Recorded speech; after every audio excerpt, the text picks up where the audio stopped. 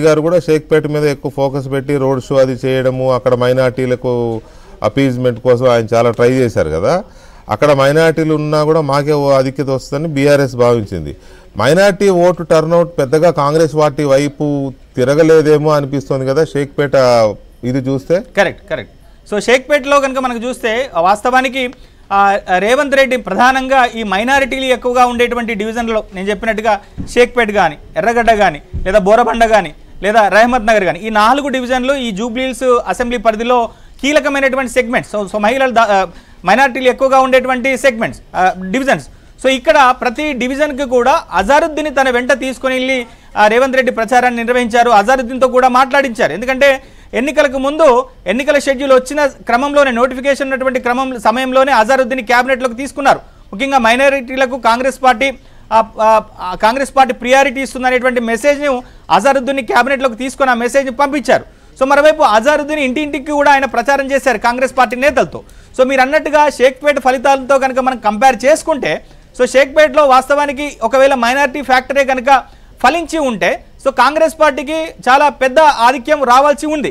So కానీ అక్కడ కేవలం ఒక 65 ఓట్లు మాత్రమే కాంగ్రెస్ పార్టీకి ఆధిక్యం వచ్చిందంటే, సో మిగిలినటువంటి డివిజన్లలో మైనార్టీలు ఎక్కువగా ఉన్నటువంటి నేను చెప్పినటువంటి మిగిలిన 3 డివిజన్లలో సో ఓట్లు ఎట్లా షేర్ అవుతాయి అనేటువంటిది మనం చూడాల్సి ఉంది.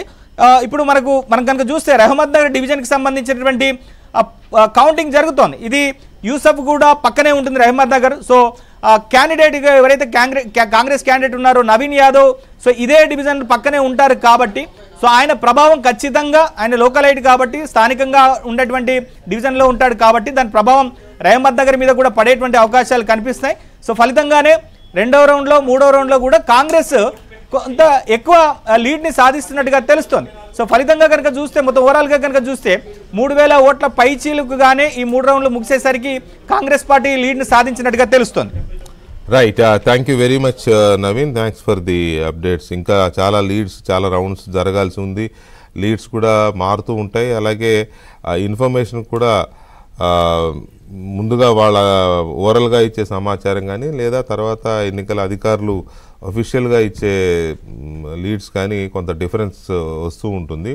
ఇప్పటి వరకు చూసినట్లయితే 3 రౌండ్లు పూర్తి అయ్యేసరికి సుమారుగా 2800 ఓట్ల ఆధిక్యతలో కాంగ్రెస్ పార్టీ లీడ్లో ఉంది. అయితే 3వ రౌండ్లో మాత్రం 200 ఓట్ల ఆధిక్యం బీఆర్ఎస్కి వచ్చింది.